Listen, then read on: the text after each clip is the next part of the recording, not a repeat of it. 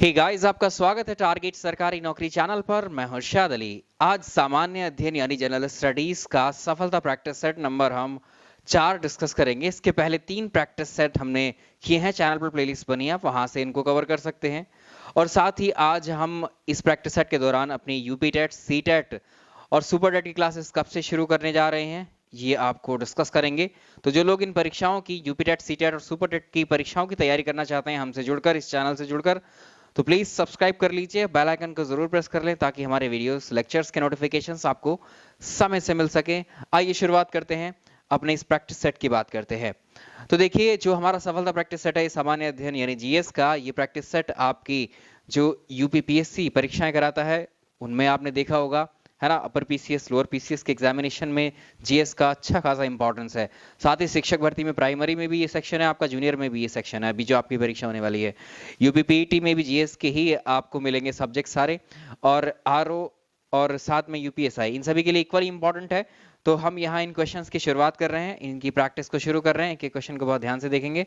चलिए, इस practice set का पहला सवाल देखिए, बेहद इंपॉर्टेंट है, और वीडियो को आपसे रिक्वेस्ट लाइक जरूर कर दे।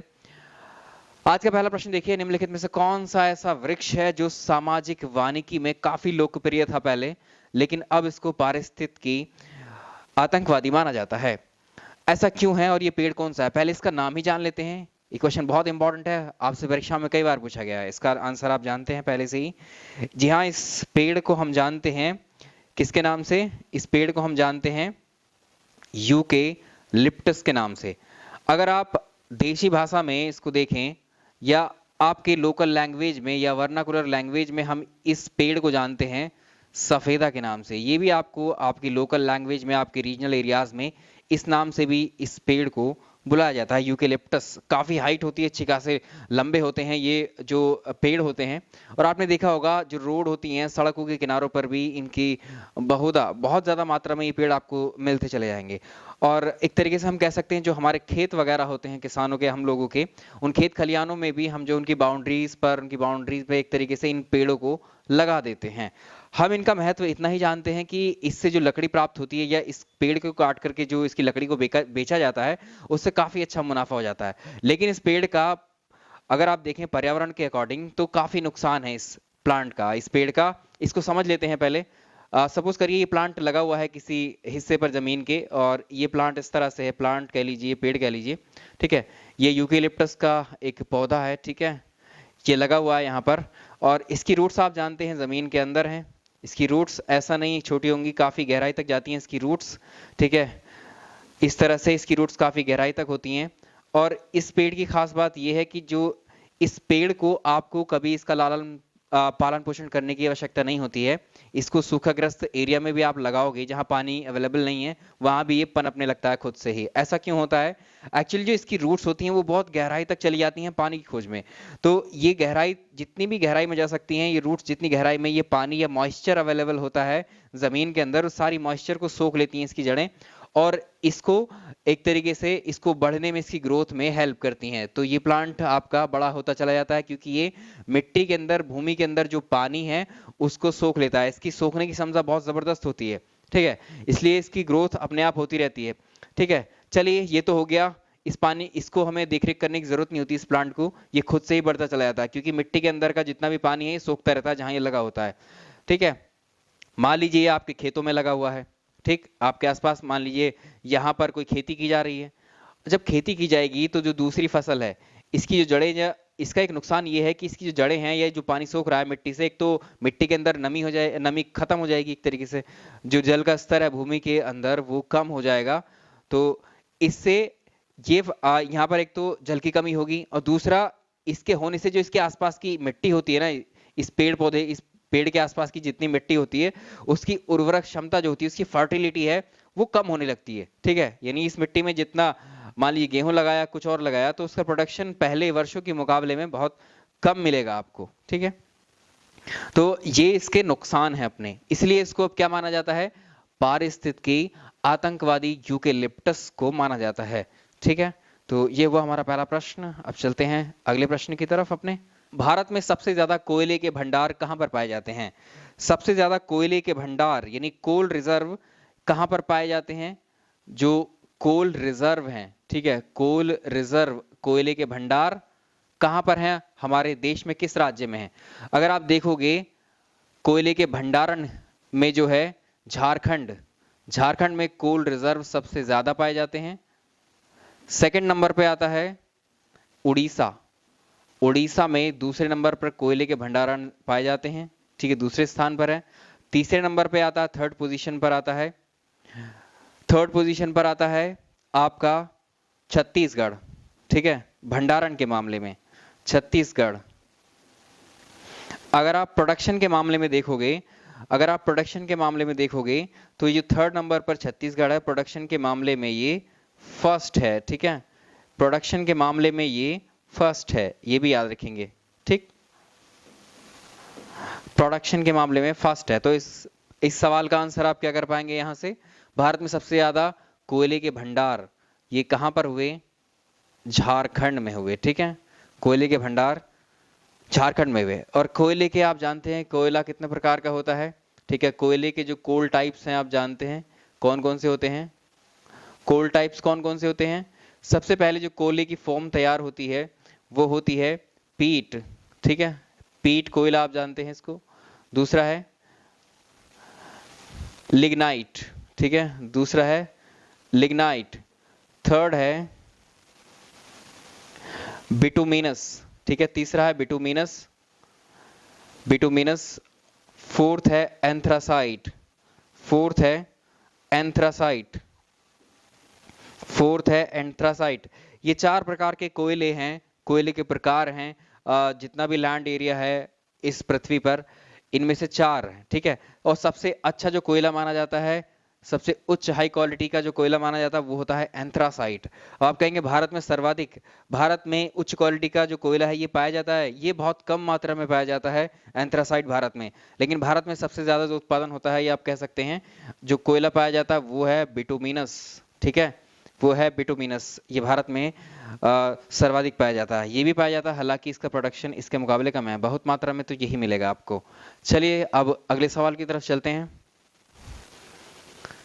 चलिए क्वेश्चन नंबर नेक्स्ट देखेंगे।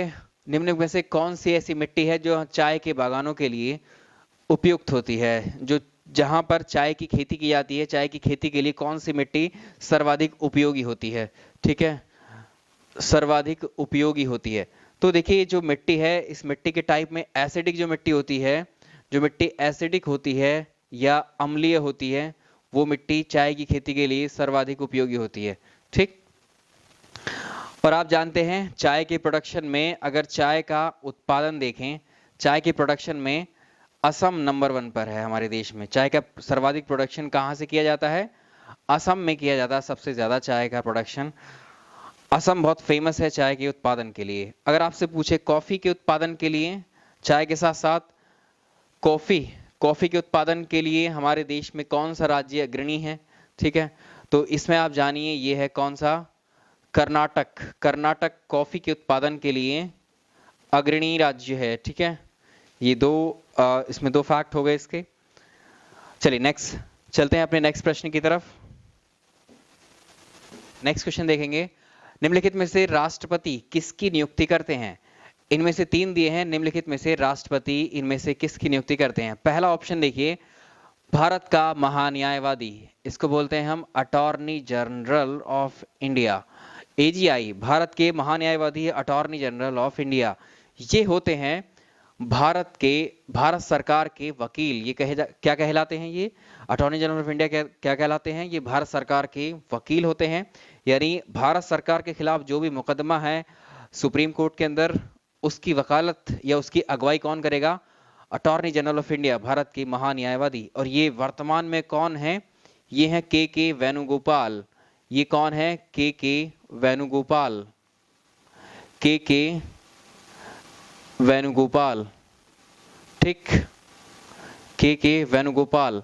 अगर हम बात करें भारत के महान्यायवादी को कौन से आर्टिकल में मेंशन किया गया है, तो आर्टिकल नंबर ये है 76, ये अनुच्छेद नंबर 76 में बात की गई किसकी? भारत के महान्यायवादी की। ऑप्शन नंबर सेकंड, नियंत्रक एवं महालेखा परीक्षक, ये होते हैं comptroller and auditor general of India, CAGI, comptroller auditor general of India होते हैं ये, और इनके लिए आर्टिकल नंबर 148 में बताया गया है, जिक्र किया गया है। ठीक, आर्टिकल भी याद रखेंगे हम लोग।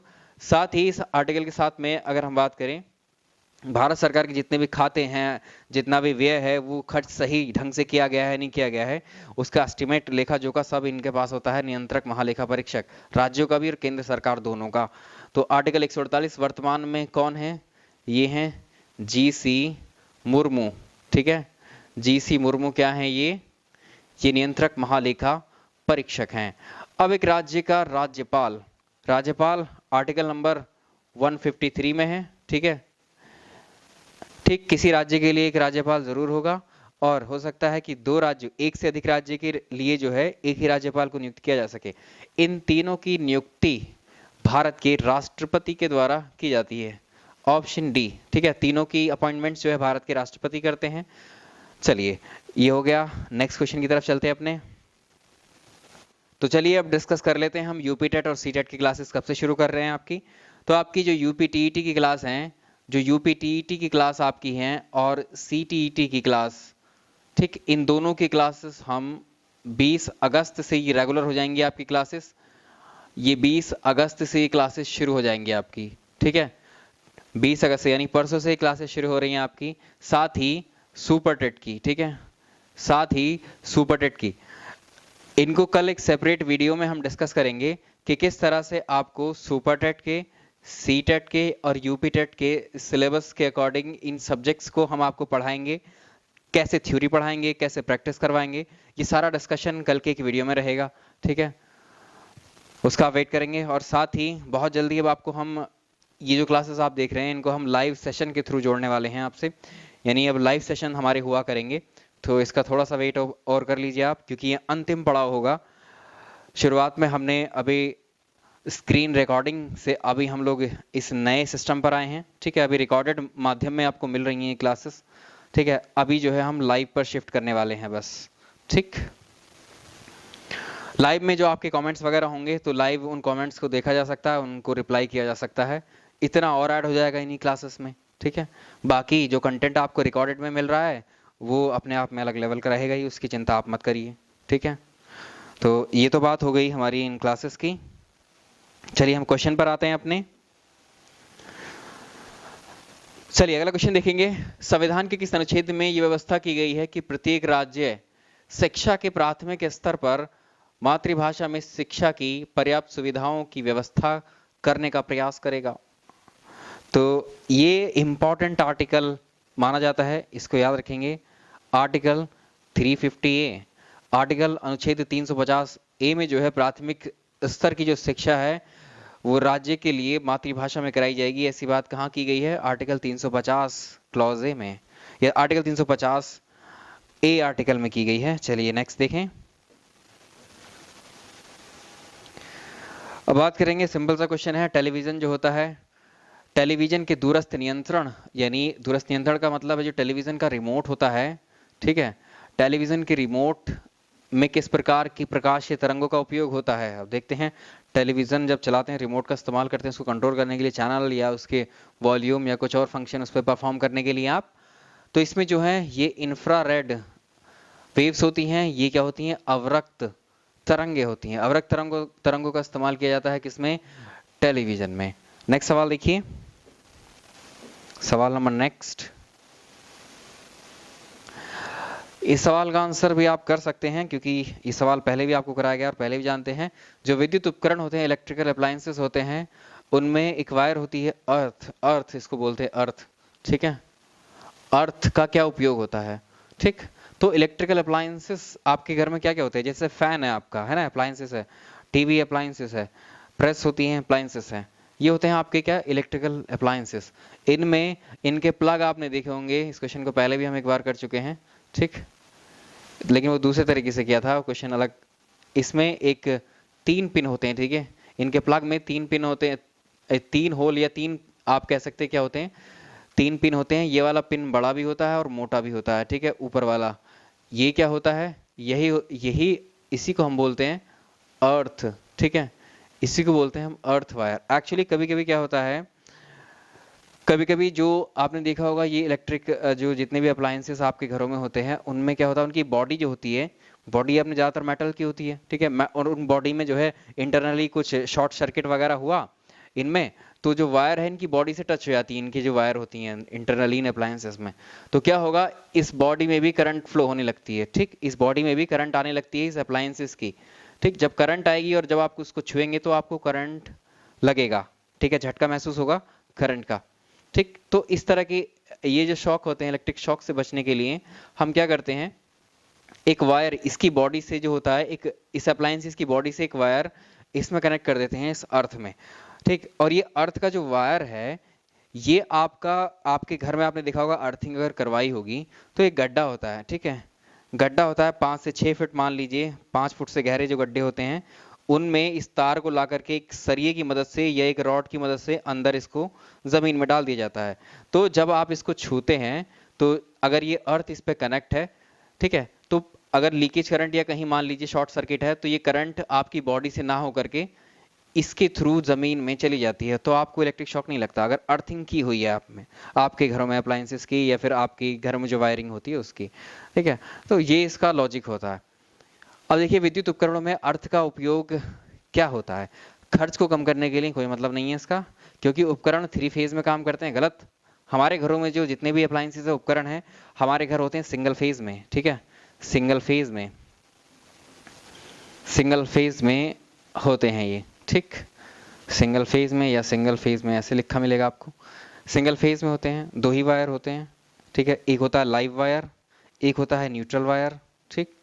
करंट इसमें से गुजरती है होकर, ठीक, और इस अप्लायंसेस, मान लीजिए ये एक बल्ब है, ठीक, करंट इस तार से जाएगी, आपके रेड वाले तार से होकर के जाएगी और इस बल्ब में होती हुई वापस न्यूट्रल के थ्रू उस सोर्स को वापस चली जाएगी जहां से वो आई है, ठीक। इस तरह से ये 2 ही वायर होती हैं, तो इसको बोलते हैं हम सिंगल फेज, मतलब यहाँ ये सिर्फ एक फेज होता है, न्यूट्रल फेज नहीं होता है, ये न्यूट्रल ही रहता है। तो चलिए इसका जो तीसरा ऑप्शन है, ठीक है, सुरक्षा के लिए यानी सेफ्टी के लिए इसका इस्तेमाल किया जाता है, ये अब आपको समझ में आ गया होगा, ठीक है। तो चलिए अपनी इस क्लास को मुझे यहीं रोकना पड़ेगा, वो क्वेश्चन भी कंप्लीट नहीं हुआ, लेकिन मैं बता देता हूँ जो तीसरा ऑप्शन है सुरक्षा के लिए, तो हमने जो अर्थ का वायर कनेक्ट किया वो किस लिए किया है, वो सेफ्टी के लिए है, हमारी सुरक्षा के लिए, ठीक है, कहीं करंट या इलेक्ट्रिक शॉक हमें ना लगे, ठीक है। आगे मैं कल आपसे डिस्कस करूंगा यूपी टेट, सी टेट और सुपर टेट के बारे में, इसके सिलेबस के बारे में, कैसे पढ़ेंगे कैसे नहीं पढ़ेंगे, यानी 20 तारीख से आपकी क्लासेस मैं शुरू कर दूंगा, ठीक है। अभी यहाँ पर इंटरप्शन हो गया है एक्चुअली इलेक्ट्रिसिटी की वजह से, तो इस क्लास को भी यहीं खत्म कर देते हैं हम लोग, बाकी नेक्स्ट में मिलेंगे। वीडियो को लाइक एंड शेयर जरूर कीजिएगा।